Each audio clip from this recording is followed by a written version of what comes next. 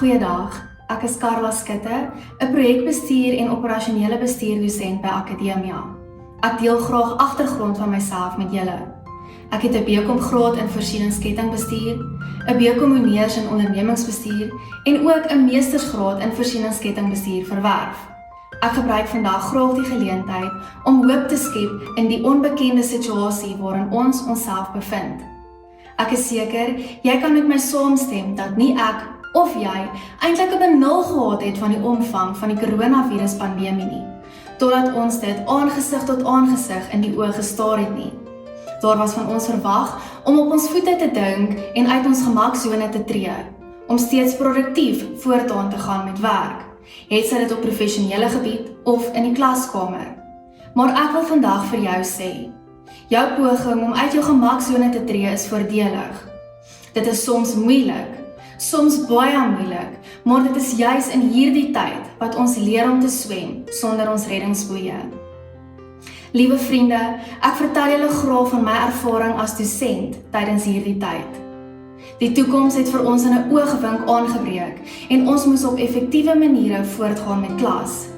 Met 'n glimlag en dankbare hart kan ek werklik getuig dat my studente met klas kon aangaan en dat hulle ook hul eksamen suksesvol kon voltooi.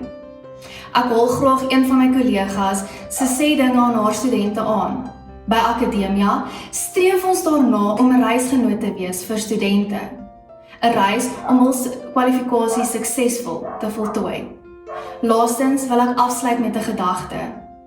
In hierdie tyd is ons geneig om vinnig moedeloos te raak, juis omdat dit so vreemde tyd vir ons almal is. Tydens die inperkingstyd het ek een Sondag aand 'n webinar van 'n bekende Suid-Afrikaanse aktrise gekyk. En sy het 'n storie vertel en ek deel dit graag met julle. Ons lewe bestaan uit $15 oomblikke. Dit is hier waar ons ons gewone daaglikse werk uitvoer en gewone meriete daarvoor ontvang. Maar vriende, daar kom tye in ons lewe waar ons die geleentheid kry vir $20 oomblikke. Dit is hier waar ons vergoed word vir al die harde werk van ons $15 oomblikke. Die $20 geleenthede maak die lewe se harde werk die moeite werd.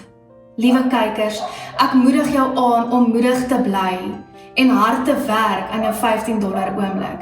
En sodra jy 'n $20 geleentheid ontvang, dit aan te gryp en dit te vier. Mag jy in hierdie tyd oorweldig word met $20 oomblikke.